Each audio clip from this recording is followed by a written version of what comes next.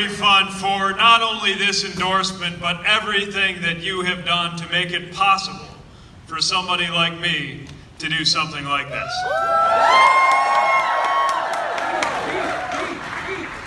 And there's a whole bunch of out-elected officials, current and former, here. Please raise your hand and be recognized, because we are standing on your shoulders and we thank you.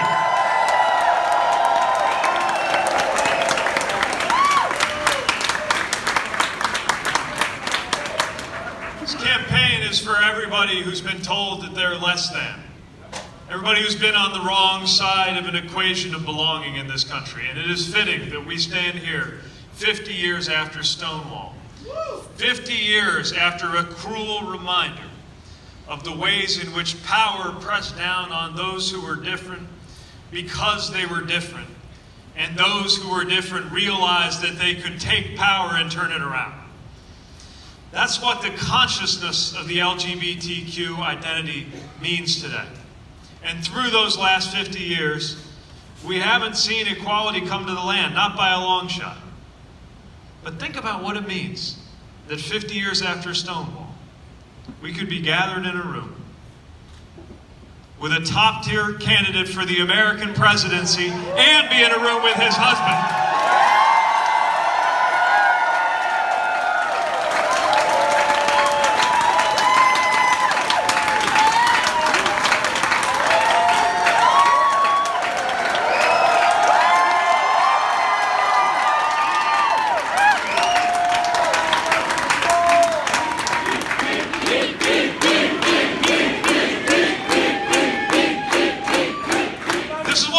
To have a politics that looks to the future and insists that it be better than the past. There is still far too much use of the word again in American politics right now. I'm here to say that there is no constructive and honest politics that revolves around the word again. There is only the future and the insistence that it be better than what came before.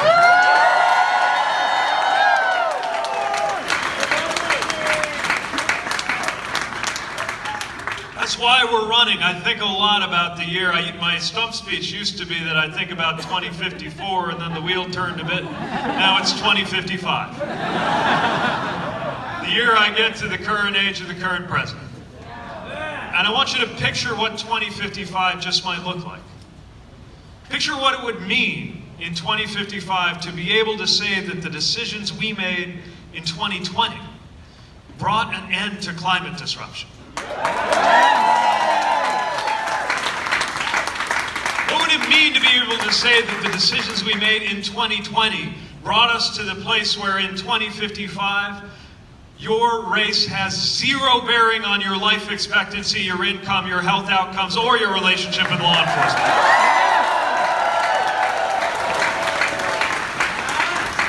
Think about what it means if we make the choices now so that later it'll be possible to say that a rising tide really does lift all boats in this country.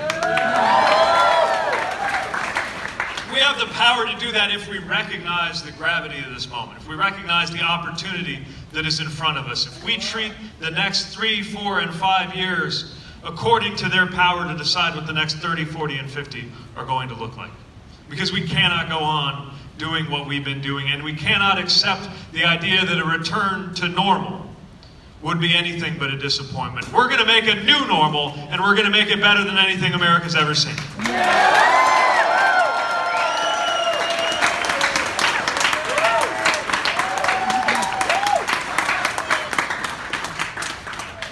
And who better than a gay candidate enjoying his first year, entering the second year of his enjoyment of the freedom to marry, to remind everybody that freedom is not property of the Republican Party, the conservative movement. Freedom is an American value that all of us live for.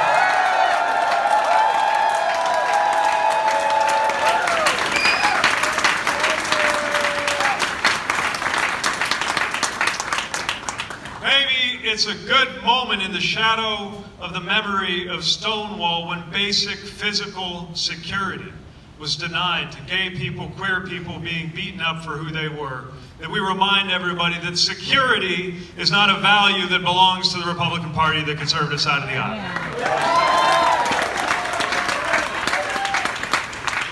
Maybe now Now that we have out-elected officials in, as Mayor Parker said, every office you can think of but one, maybe now is a time to remind everybody that democracy is the engine of equalization in this great nation of ours, if we make it so. These are our values, and our values will anchor our work each day as we move ahead, policy by policy, but not because of the technicalities of the policy, but because of the values that they uphold. We recognize what is at stake. We know what this means. And we also know that we're not there yet. It is extraordinary to contemplate the fact that at the beginning of this decade, you could either be out or you could be in the military, but you couldn't be both. That at least where I come from, you could either be out or you could run for office, but you couldn't do both. And that now, I'm standing before you as a married veteran running for President of the United States. It's extraordinary.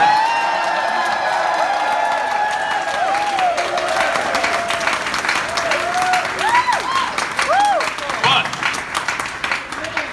that should propel us in the awareness that we're not even close to where we need to be. Not when there's not an Equality Act to establish that no one should be mistreated because of who they are or who they love.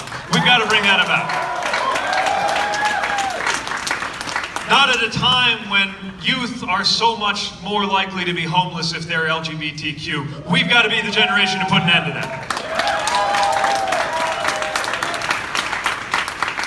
When Black trans women, day after day, week after week, are losing their lives to violence at a rate that is unconscionable, we've got to recognize our obligation to advance progress and equality. When a trans person puts their life on the line for this country wearing a uniform that this president avoided with a fake disability when it was his turn, we have an obligation to put that right.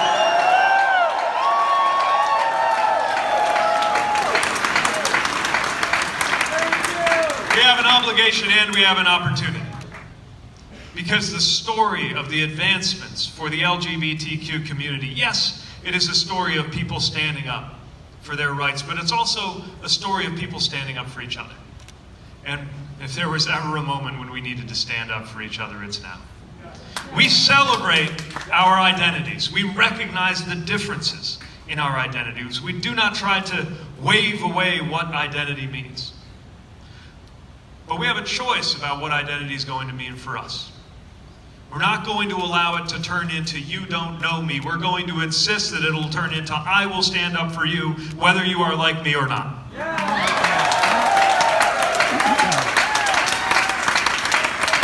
It's why it's twice as important that men be standing up for women's reproductive freedom at a time like this.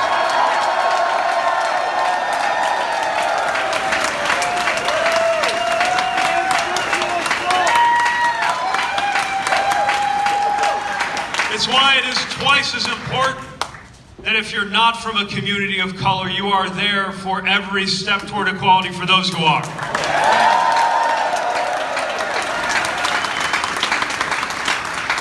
And yes, it's why our straight friends and allies are more than welcome and urged to be with us along the way. We couldn't do it without you. This is how we change this story. This is how we change the future of this country. We will not let this president, or this vice president, we will not let them, I know. Look, you got a whole other thing to represent Indiana by if you just put somebody like me in.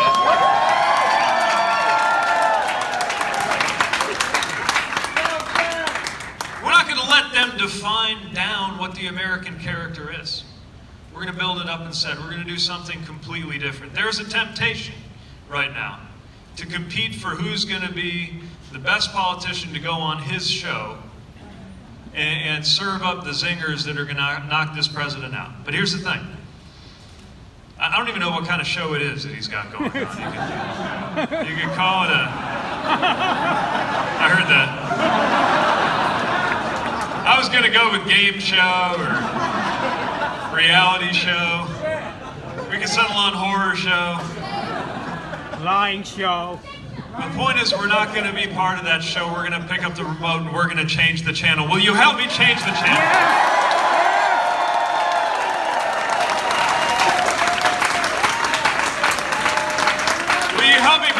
new day in American politics. Yes. And as grim as this moment might be, will you help me find joy in that process? Yes.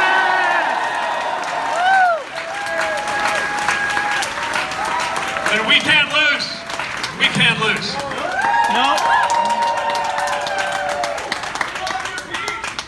Now, this campaign started out in living rooms. It started out in an office in South Bend that resembled the 1940s detective agency in the Tower Building with enough seats for 5 people. And we're still used to kind of a sense of intimacy, having conversations.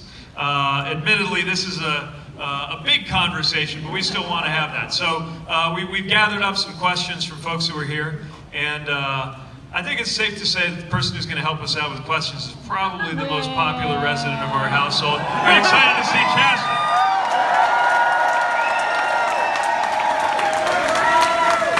Then will you please welcome my better half, Chasten Glesman Buttigieg, to the stage.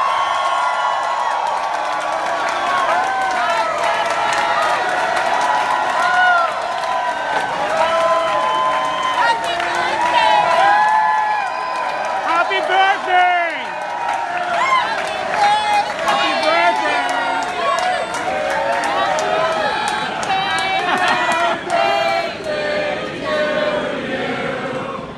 Happy birthday to you.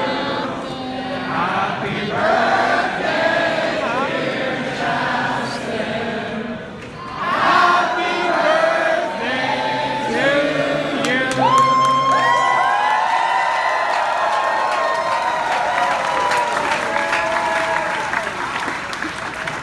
How about that? That's quite a gift. Thank you. Man, and the best present would be sending this guy to the White House. Thanks for joining us. All right, I've got some great questions lined up for you. Wow. Singer, right off the bat. Did your style improve when Chasten came on the scene?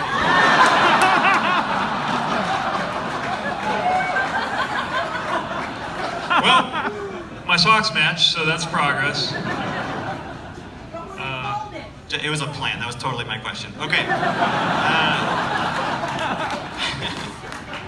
He's actually threatened to withdraw my gay membership card over my choice of socks before, so. You can't come to our meetings anymore unless you match your socks. Okay. All right, let's get into it. How do you plan on taking better steps to protecting trans lives and rights? All right, thank you.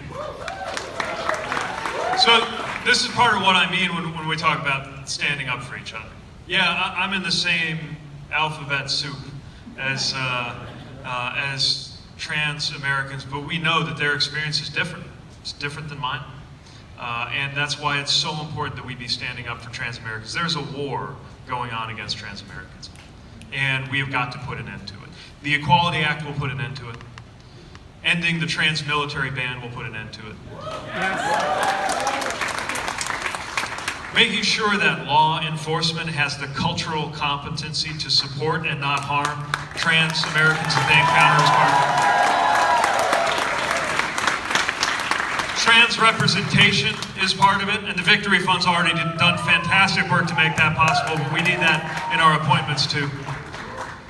It goes a lot farther than do no harm. We've got to understand that our character as a country depends on what we do for those among us who are vulnerable. And we've got to be standing up for trans Americans right now, no matter what shoes we walk in ourselves.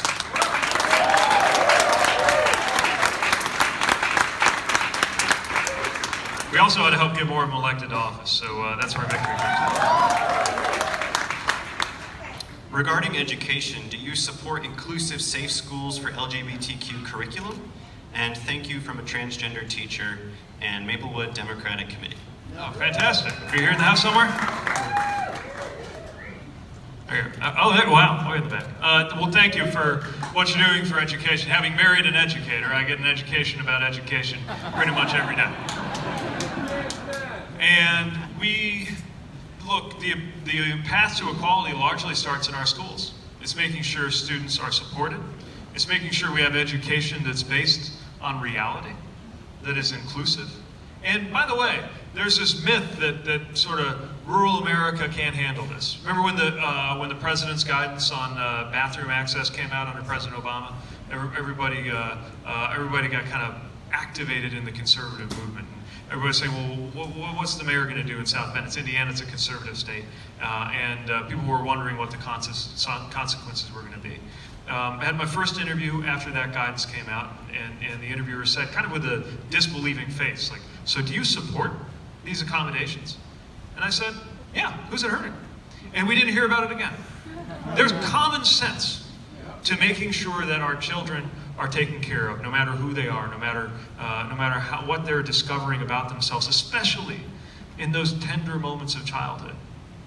Grade school, middle school, high school. It's a terrifying place when you're LGBTQ.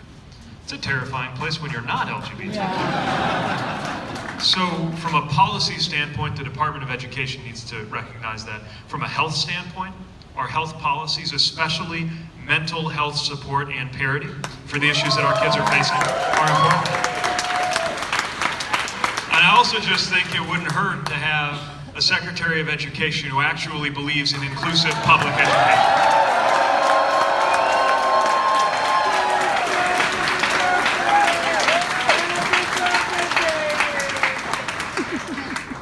I can't wait to see what you got me. All right, babe. When you were in Afghanistan, what did you think about the most? Wow. So I was reflecting on that because I got a message overnight from some buddies of mine talking about how they're there now. And they were talking about how strange it was for them to be in the Chow Hall watching footage of me from the debate. By the way, anybody catch the debate last night?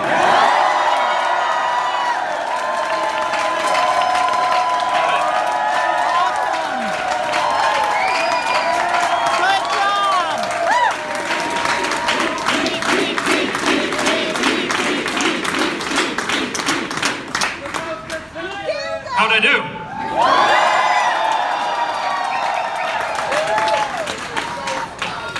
So it meant a lot to, obviously, to hear from friends who were over there, but then I was thinking about the fact that when I left 5 years ago, I thought I was one of the last people turning out the lights. And we're still there. We're not that far off, I'm afraid, from the day when we read the news that somebody was lost in Afghanistan, an American who was not alive on 9/11. It's why we've got to put an end to endless war. And so one of the things I wrote about in the book is one of the things that was on my mind then, one of the things I thought about the most was how wars end.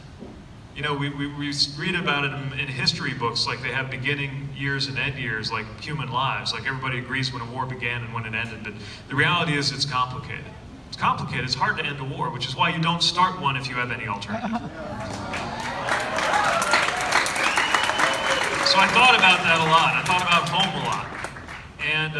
And one of the things I thought about was the fact that if I didn't come back, then I would have made it into my early 30s, lost my life in a conflict as a homeowner and the mayor of my city and a well-traveled person and a grown-ass man with no idea what it was like to be in love. And that's how I knew it was time to come out. So everybody who gets deployed grows in their deployment. That's one of the ways that I grew, and if it weren't for that, I might have dragged my feet even longer and never met this guy, so it all worked out pretty well.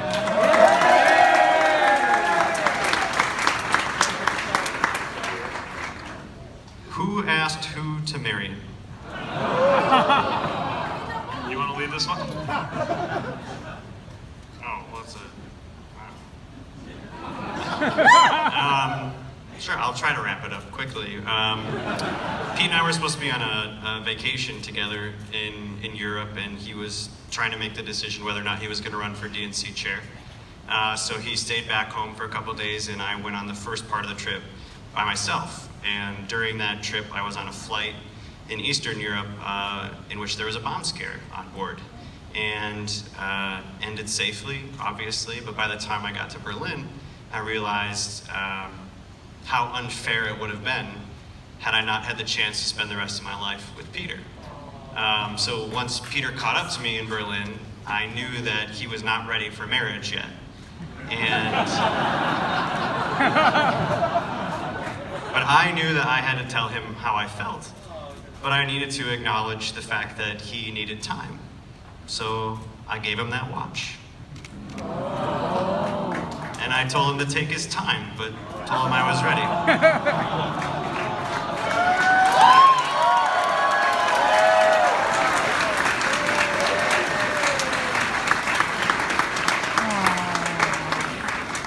He didn't say how much time, but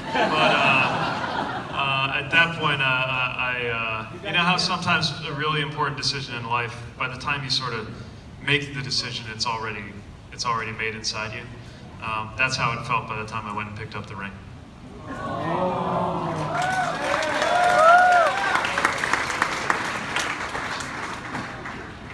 What part of campaigning thus far has surprised you?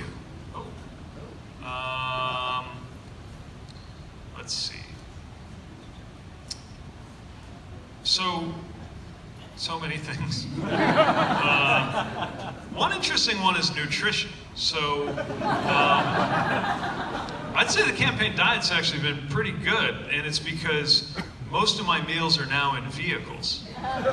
Because if you go to an event where there's food, it's not like you get to eat, right? Because you're working and talking to people. So if you're lucky, they grab up some food and then it's with you in the vehicle while you go to the next event. Like after this thing, there'll probably be some in the vehicle and I'll eat. So I guess just some of that like day-to-day stuff is surprising. The biggest thing that's a pleasant surprise is just how seriously voters are taking the future. And this is not a game, not this time around. People get that. And when you go to these early states, they're not asking. You go to Iowa, I mean, they're not asking about parochial backyard concerns. They're asking the same kinds of questions that people in Brooklyn are asking. They want to know about the role of the U.S. in the world. They want to know how we're going to stitch the American fabric back together. These are deep, searching questions, and as awful as a time as this is politically, if nothing else, I think it's got the capacity to bring out the best in us, because we're asking not just day-to-day questions, we're asking fundamental questions. And now is a time for fundamental questions.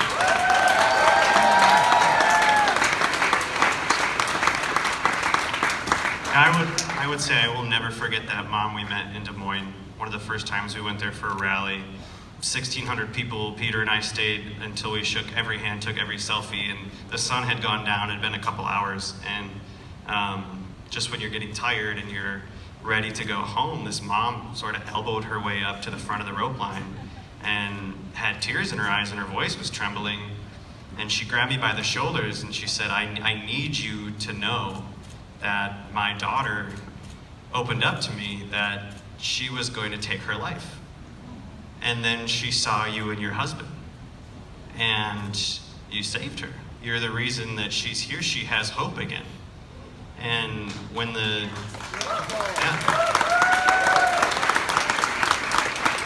think about how, one, we are standing on the shoulders of giants, and the ability to be here on the stage and in front of all of you is because of the black trans women who stood up for us 50 years ago, who propelled us to this moment. I think about how proud they would be to know that there is this day where a young girl in Iowa is holding out hope and is staying on this earth because she sees herself finally represented in American politics at the national level. And that's also in part because of all the people in this room. I mean, when we come out, we do tremendous things for other people. And when the chips are down and when we have a hard week and it feels like you don't want to do anything and you'd rather run back home and think about that mom in Iowa and that daughter and what we are all doing together as a community to literally save lives.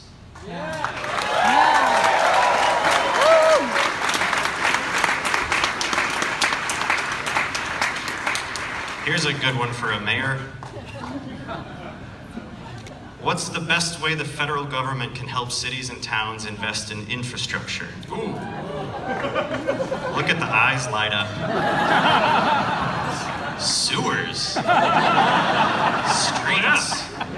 All right, let's talk about wastewater. Good night, everybody. Thank you, Simon. Now, here's the thing. All right, I won't take you into the details of my views on wastewater modernization. But what I will say is this is part of what I mean when I talk about freedom being at stake. That there's a lot more to freedom than just cutting a regulation on a bank somewhere. That we don't have freedom if we don't have infrastructure. The fact that you got up in the morning, I hope, did not have to think about where you could get a glass of clean, safe drinking water.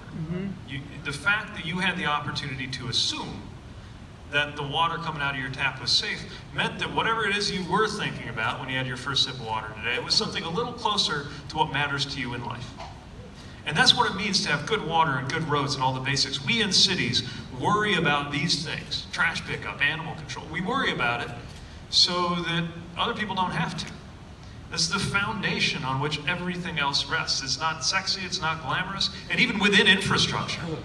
I think that, there's a lot to be said for bullet trains and airports, and we care about that. There's also a lot to be said for what's underground. So the best thing the federal government could do for urban infrastructure is properly fund urban infrastructure. And we create a lot of jobs while we're at it.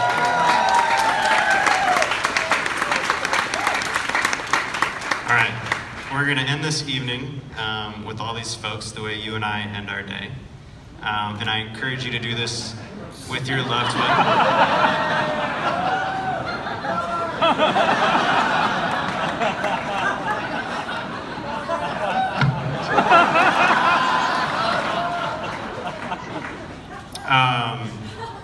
One thing that made you smile today. Wow. I was going to say, yeah, it's hard not to smile when I'm looking out at everybody who's here.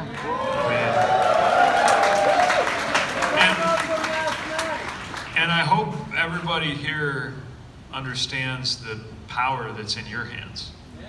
That you have the opportunity to change the way people think in this country. And that's what we can do. We're not just asking you, obviously we asked you to support this campaign.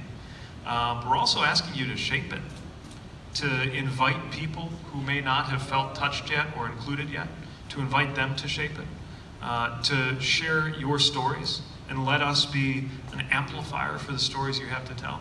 But I will also say the support that you lend us, obviously the material support and the doors we're going to ask you to knock on if we haven't already, and all the other things we're going to ask for you, is big, but also the moral support. Just knowing on a long day, and the days can be long, knowing that you're here, knowing that you're lifting us up, not as a personal favor, but because we share these values. That's always going to bring a smile to my face.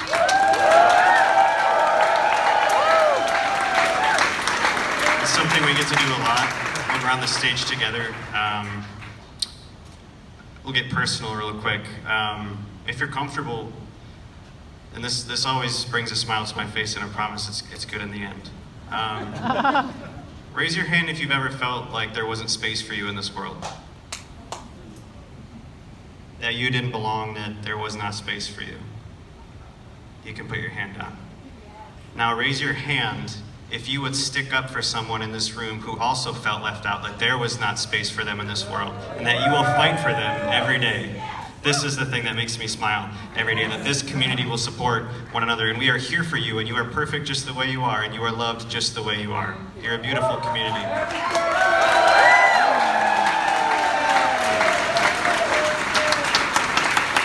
Any closing thoughts, Mayor Pete? Did I marry up or what?